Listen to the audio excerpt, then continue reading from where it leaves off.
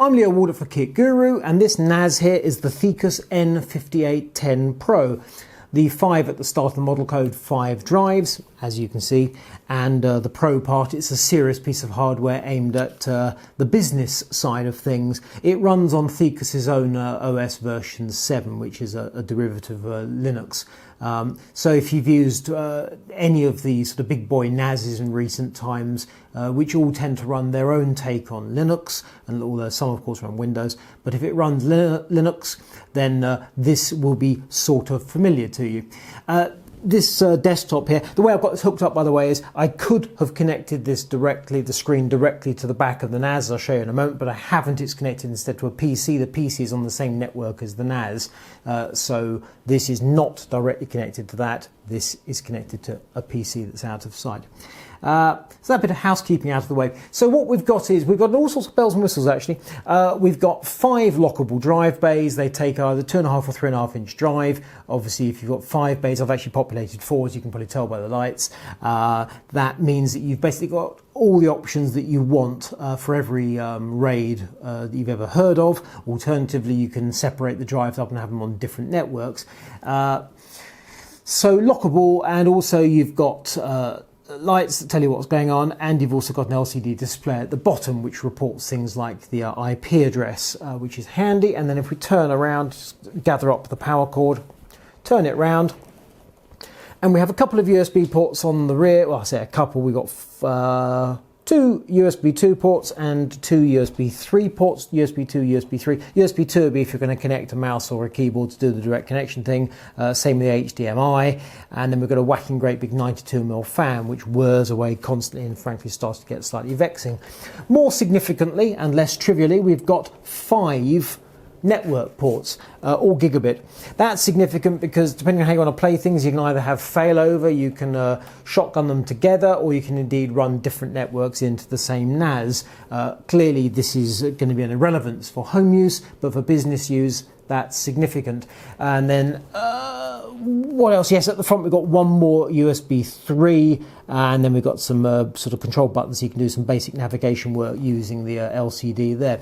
So 3 USB 3 and then 2 USB 2, which are, as I say, for mouse and keyboard if you're doing the direct connection thing. The reason I haven't connected it directly is when you connect directly, you get a kind of a more basic version of Linux running, as we've seen with other NASs in the past. With certain companies, I've quite liked the approach they take. I just didn't really get on with the direct approach with this. Having said that, serious NAS, generally speaking, you connect over the network. I did have one little quirk when I first hooked the system together, which is that Thecus offers a little utility, so you can find your NAS on the network. Obviously, the idea is if you have many NASs, you want to know which is which, or indeed where the heck the thing is. But primarily and generally speaking, you run the thing to get the IP address. Now, as I say, the LCD here, it reports the IP address, so there is no hardship whatsoever for hooking the thing together.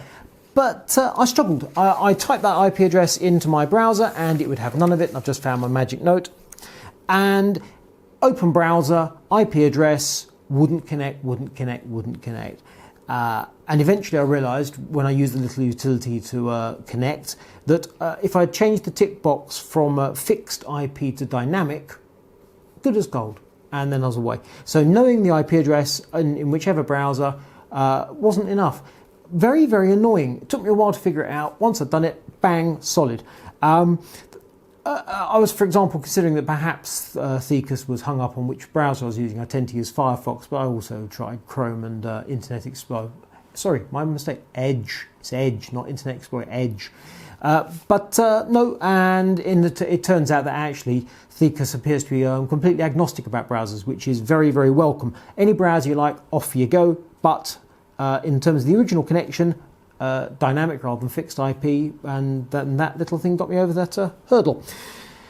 It's a relatively expensive NAS. It arrived unpopulated, £604 Inc. VAT in the UK. I'm quite sure that pricing varies hugely around the world. So depending on which drives you put in, that might get pricey. I've got four 4TB WD Reds in this. You could, of course, now these days, you can go up to 8, can't you, terabytes? Or indeed, if you're going SSD, then it might be a different game again. So once the box is populated and sat there, it's going to cost you a fair amount of money. I mean, about £1,000 probably. Again, really, we're out of home territory. We are very much into business territory. But having said that, it's serious hardware. It runs on Celeron J1900, which is quad-core. Now, Intel with Celerons, they obviously do all sorts of things. This is Bay Trail. But on the other hand, you also get 4 gigabytes of DDR3 memory, and if you check the compatibility list that Thecus offers, you can, if you choose, bump it up to 8 gigabytes. And that realistically is enough grunt to shuttle your files around quite happily and to support multiple users. Only you know if it's enough grunt for your particular situation, because when you get to serious industrial levels of NAS, you go beyond Celeron, you're up to Core i3, possibly even Xeon. So that very much depends. When I see Celeron, I'm automatically thinking, and Posh Atom and such like, I'm automatically thinking small office rather than enterprise. How small? That remains to be seen, depends on the files you're using. As I say, Thecus agnostic about the browser, which is a welcome thing. Uploading, downloading files, absolutely fine. The proverbial find, say, a movie and click to play, obviously easy peasy. Downloading streams of files or big work files, that's also straightforward. It zips together multiple files, which we've come to expect. Puts them into an archive, because one file a lot quicker than many. I found when I was doing some large file transfers just to get the speeds, because timing small file transfers, it's almost impossible. It's blink of an eye. By the time you said copy to there, it's done. And even when you're talking 500 megabytes of files, it tends to be over before you've even started. So copying some 3.3 gigabyte Blu-ray files, which is a straightforward task, it handled individual files no problem at all. When I tried to do 3 Blu-ray files simultaneously, the hourglass just went around and around and around, which was tedious to say the least. Power. Internally, we've got a power supply which is 130 watts, and at the wall socket, the NAS is typically drawing 45 to 50 watts. Now, we know hard drives don't require a huge amount apiece, which means that the processor is going to be drawing 20, 30 watts. Which actually, and the memory, which actually seems like quite a lot. Certainly this fan at the back, it hums away pretty constantly. You can, if you choose, open the control panel and see exactly what's going on, but basically it's running about 40 degrees C, and the fan appears to be geared to respond to that 40 degrees. So the hardware's certainly kept cool. The fan is starting to get on my nerves a bit. But, as we know, most NASs, they're parked a long way away from users, are either in the corner of an office or, better yet, in the cupboard. All you need afterwards cables. You haven't got to see the blooming things. So the noise does not have to be in any way, shape or form a problem. The other neat thing, and you may not have noticed this when I gave you the brief look at the back before, is this little triggery thing. There's also a screw that retains this thing. It's a UPS. It's a built-in UPS. Essentially, actually, what it is a laptop battery. It's a 2,000 milliamp hour laptop battery. When you receive the NAS, it's got a little blanking plate across there. Undo the blanking plate, push in the battery, boomf. It's quite funny, because when you slip the battery in, even if the mains aren't connected or any such, the thing comes to life. It obviously detects the power of the battery as a signal to start, and start it does. So the software, Thecus OS 7, I must confess, I've got mixed feelings about this software. Certainly, it's very able, very competent. There are, at the top here, 3 icons. Let me just give you the lowdown on each of the 3. So that's the control panel, which gives you all the configuration things you'd expect, all the access to your networky stuff and the what's going on and the hardware and the state of your RAID array and all that stuff. I've put a few screen grabs on KitGuru in the usual style. Visit KitGuru for photos as per usual. In the control panel, it does what it says. It controls the NAS. It tells you everything you want to know. It does get a bit sort of down to brass tacks on occasion. It's not big, blingy, cartoony, picturey stuff like your mobile phone. It is quite serious stuff. So that does what you expect. And so too does File Manager. And this is where, to my mind, the Thecus OS 7 diverges from the likes of your Synologies and your QNAPs and so on, where they offer you sort of apps, everything's called apps these days, we know, but bits of software that specifically handle music, video, your files and other stuff. They are task-oriented. This is much more sort of hardcore. It's you want files, you've got files.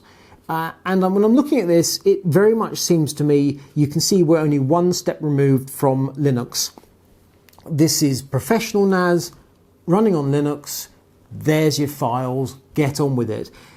It doesn't massively want to hold your hand. You want to create a new directory or move stuff around or change permissions. It's all in there. All the stuff is in there.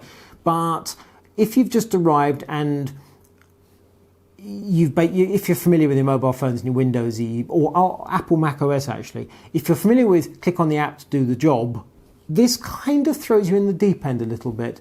Not a problem if you're working on group team working and this is our directory for the team and this is where we move files back and forth and this is where the common resources. It all works. If you're starting to do something a little bit out of your comfort zone, Thecus, it doesn't really hold your hand, I have to say. And then we have the App Center. This is a list of all the bits of software that you can click to install on your NAS. So this is maintained by Thecus themselves. Lots of good stuff, arranged by category. I've just gone for the all view here, although you have to scroll down a heck of a long way to see all the software, even on this great big 28-inch screen. This, to my mind, tells the tale about Thecus and how things are done. I might be incorrect, this is my take on how they do things at Thecus, which is a great many of these apps have the name Stefan on them. And he quite clearly is a Thecus Linux guru. And the impression I get is that he is a huge part of the effort to maintain software for Thecus. And provide software for that matter, which is absolutely fine. We all need gurus in our lives. There's just a bit of me that thinks that I'd rather that Stefan was a group of people, but very much it would appear that Stefan is an individual.